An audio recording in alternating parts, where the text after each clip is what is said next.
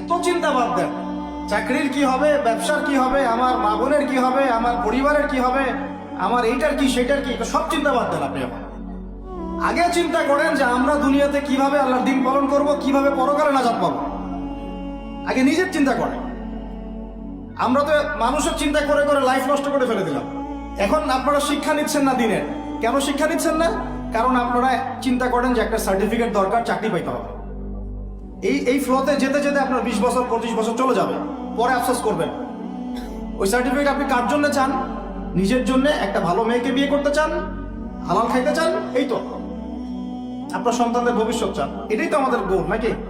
আল্লাহ পাক এগুলো করতে নিষেধ করেন নাই, কিন্তু দিনের শিক্ষা এবং আমল বাদ দিয়ে নয়।